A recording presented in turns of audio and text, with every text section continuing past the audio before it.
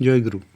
আজকের আলোচনা শুধু এক আলোচনাই নয়, এখানে আপনারা জানতে পারবেন শ্রী শ্রী ঠাকুরের পূর্বজন্ম বৃত্তান্ত, তার জাতিস্বরতার কথা। তাই আশা করি আপনারা অতি মনোযোগ সহকারে শুনবেন, শেষ অবধি থাকবেন।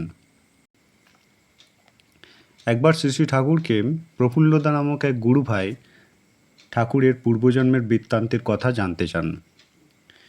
তখন শ্রী শ্রী ঠাকুর তাকে জানান, কি জানি তা কল্পনা কিনা বুঝতে পারি না, তবে যেন স্পষ্ট মনে হয় আমি আর কর্তামা নদীতে একটা নৌকায় বেরিয়েছি, চারিদিকে কত কাছিম। কর্তামাকে এ কথা জিজ্ঞাসা করেছি, কর্তামা আমার কথা উড়িয়ে দিয়েছেন।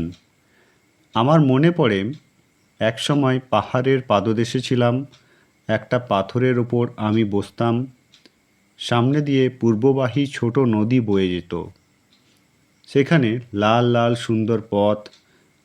আমার একটা বউ ছিল,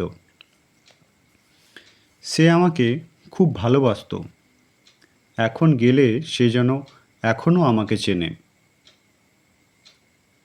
এই জন্মের কথাও মনে হয়, যেন ভূমিষ্ঠ হয়েছিলাম একটা ঘরে, সেখানে মিটমিট করে আলো জ্বলছিল।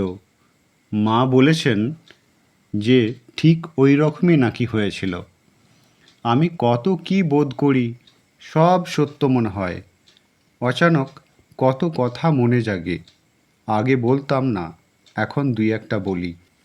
একবার দেবদেবী সম্বন্ধে কথা উঠেছিল, তখন এ প্রসঙ্গে শ্রী শ্রী ঠাকুর যে কথাগুলি বলেছিলেন আপনারা অতি মনোযোগ সহকারে শুনবেন।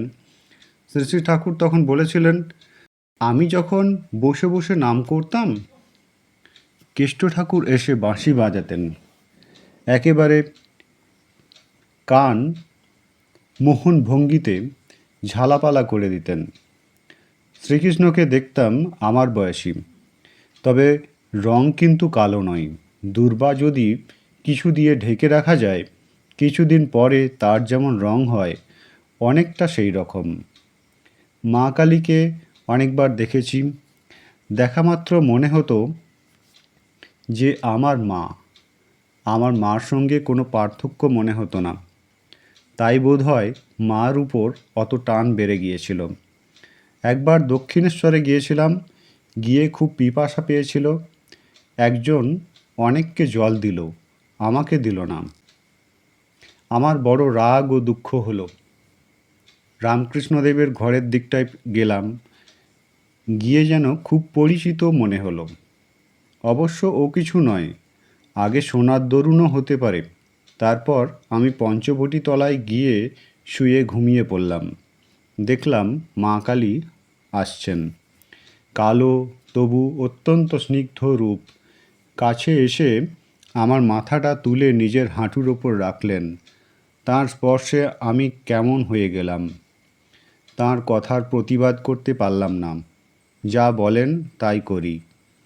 আদর করে বললেন, তুই সবার সামনে খেতে চাইলে আমি কি তা দিতে পারি? লক্ষ্মী, এইগুলি খা। দেখি সোনার মতো উজ্জ্বল থালায় লুচি, বরফির মতো সন্দেশ ইত্যাদি খাইয়ে দিলেন। খেলাম, খেয়ে বড় তৃপ্তি পেলাম। জল টল যখন খাওয়া হয়েছে, তখন কে এসে আমাকে ডাকলো। ঘুম ভেঙে গেল, দেখি খিদে তেষ্টা নেই। রাত 10টা পর্যন্ত কত হাঁটলাম, তবু খিদে পেল না। শুনেছিলাম এসব কথা কাউকে বলতে নেই, তাই কাউকে তখন বলিনি। তাহলে আজ আপনারা শ্রী শ্রী ঠাকুরের পূর্বজন্মের কিছু কথা শুনলেন। এই যেন শ্রী শ্রী ঠাকুরের পূর্বজন্মের কথাই শুধু নয়, এ এক অমৃত কথা। আলোচনা প্রসঙ্গে প্রথম খণ্ড, পৃষ্ঠা 14, পৃষ্ঠা 18। জয়গুরু।